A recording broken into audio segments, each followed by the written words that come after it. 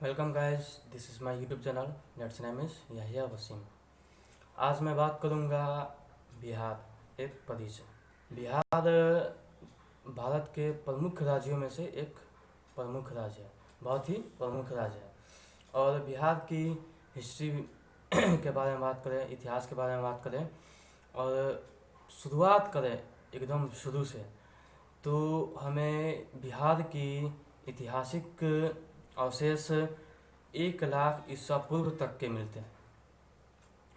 यानी बिहार के मुंगेर और नालंदा क्षेत्र में नालंदा बिहार के मुंगेर और नालंदा क्षेत्र में खुरदरे पत्थरों के बने कुल्हाड़ियों के फल, चाकू और खुरपिये मिलते हैं, जो 1 लाख ईसा पूर्व तक की बताई जाती है।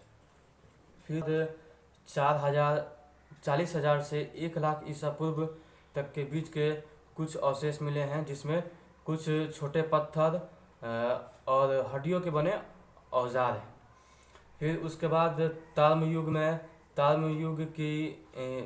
पर हम बता दें, ताम्र युग में बेसिकली तांबे की बनी हुई वस्तुओं का इस्तेमाल किया जाता है। जिस युग में किया जाता था, जिस युग में, उस युग को हम ताम्र युग बोलते हैं। तो ताम्र युग की कुछ अवशेष वस्तुएं मिली हैं, जो सारण जिले, जो छपरा के नाम से जाना जाता है। फिर वैशाली, गया और पटना के कुछ क्षेत्रों में ताम्र युग की कुछ वस्तुएं के अवशेष मिले हैं। इस बात से क्लियर ही हो जाता है कि मानव सभ्यता के विकास में बिहार का एक बहुत ही महत्वपूर्ण योगदान रहा है। फिर बिहार में ऐतिहासिक युग का आरंभ उत्तर वैदिक काल से ही शुरू हो जाता है। छठी सदी ईसा पूर्व बौद्ध धर्म और जैन धर्म के उद्गम स्रोत बिहारी हैं, और बिहार ने उस वक्त पूरे विश्व को शांति और अहिंसा का पाठ पढ़ाया है। फिर उसके बाद हम बात करें कि गुप्त काल में बिहार एक बहुत बड़ा विद्या, साहित्य और विज्ञान का क्षेत्र रहा है।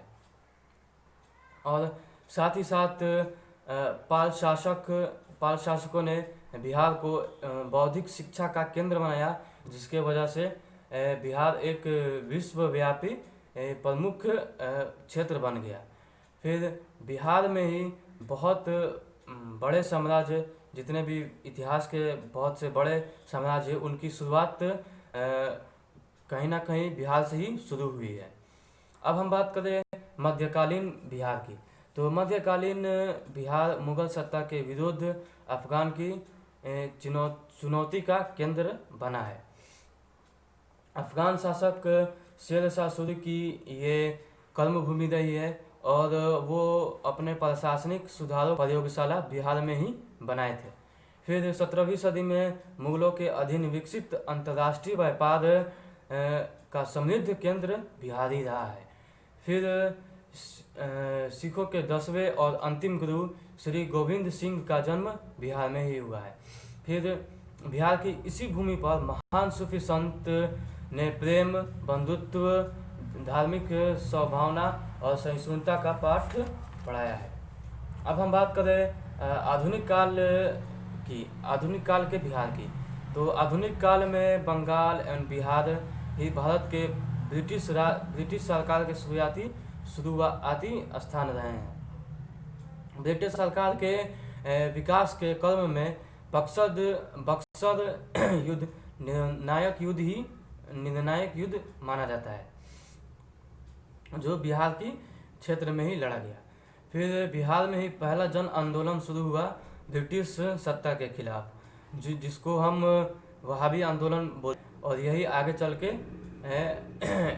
आंदोलन का एक नींव बना।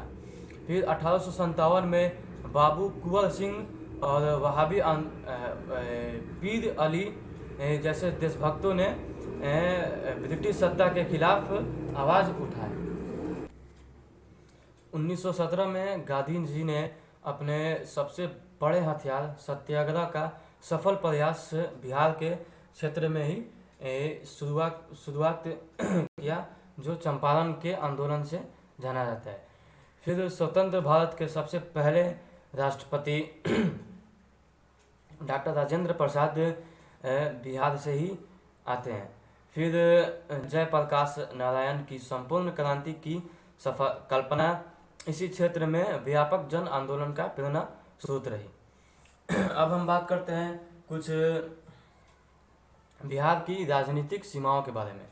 तो बिहार की राजनीतिक सीमाएं पिछले दशकों में बहुत बार बदली हैं, जिसमें सबसे पहले 20वीं सदी के आरंभ में बिहार, उड़ीसा, बंगाल प्रांत के ही प्रमुख अंग थे। फिर 1912 में बंगाल से बिहार और उड़ीसा को अलग किया गया।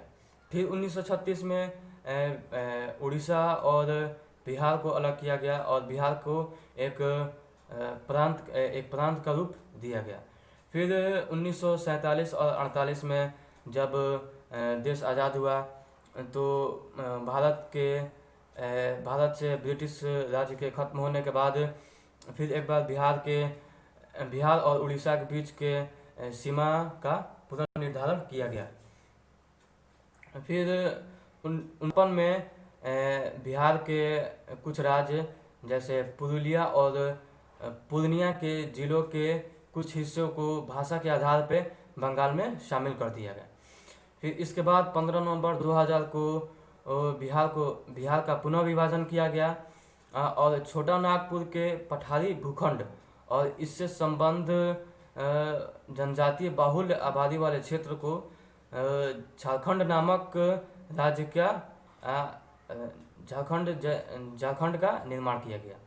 और जनरली देखा जाए तो 1912 को ही बिहार प्रांत के गठन का वर्ष मनाया जाता है। और ये बात याद रखने वाली है कि 1912 में जब बिहार बना था तो उसके साथ साथ वो उड़ीसा भी था।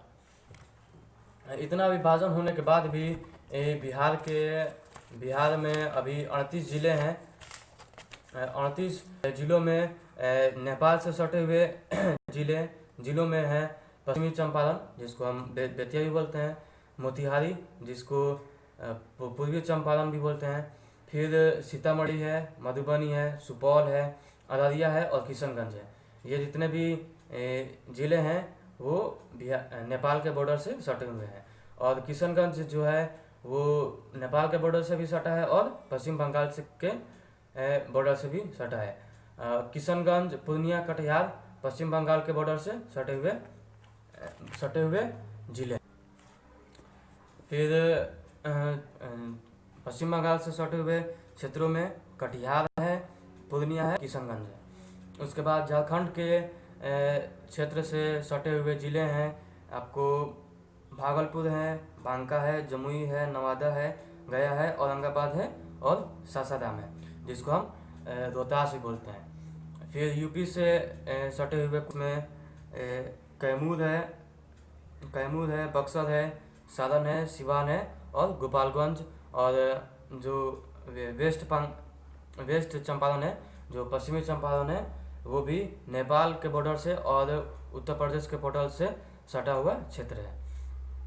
और जो लॉक्ड जिले हैं उनमें मुजफ्फरपुर है, दरभंगा है, सहरसा है, मधेपुरा है, पूर्णिया है,